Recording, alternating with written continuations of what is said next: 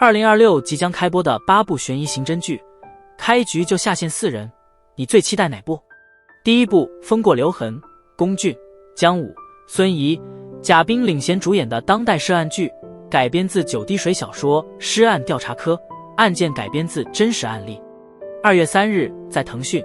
爱奇艺同步播出。该剧围绕云溪市公安局刑事技术科展开，科长陈国贤带领司元龙、叶谦、冷启明、万金及实习生武丹青组成调查小组，通过法医鉴定、心理分析等技术手段，破解多起改编自真实案例的疑难案件。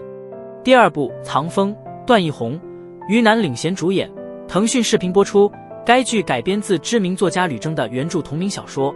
故事以红叶市公安局宣传处副处长谭燕的职场危机为切入点，从宣传岗位投身实战前线，一时间陷入秀才遇到兵有理说不清的处境，与深扎一线浑身荷尔蒙爆棚的特警支队长廖不凡从矛盾磨合到融合，在协助专案组破获大案的过程里重拾职业理想。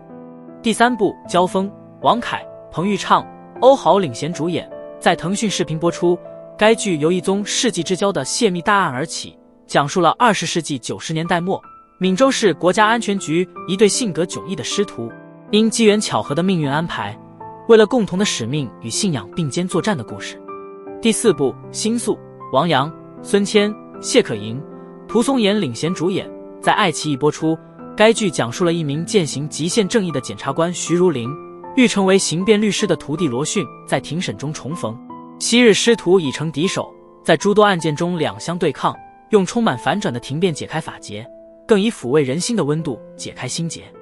第五部《宋纸迷踪》，佟大为、李泽锋领衔主演，在爱奇艺播出。该剧基于2011年武义县破获的系列盗墓案改编，成功追回国家一级珍贵文物徐渭李文书的真实事件创作。故事围绕武川县博物馆长蓝毅为追回国宝徐渭李文书，伪装成文物贩子与刑警王森合作展开，两人从盗墓案入手，辗转杭州追查线索，最终在香港港口截获走私出境的17卷文书。第六部《城墙之上》，李光洁、艾米领衔主演的犯罪剧，在优酷播出。该剧讲述了20世纪90年代末国企改革浪潮中，下岗工人焦同生在上访前夜落水身亡，同时厂长萧更时家中装有贪污证据的保险箱丢失，萧更时为掩盖贪污罪行连续杀人，焦同生之女双生察觉到萧更时的秘密，与之斗智斗勇，最终协助警方令厂长伏法的故事。第七部《谷雨》，井柏然、张颂文、孙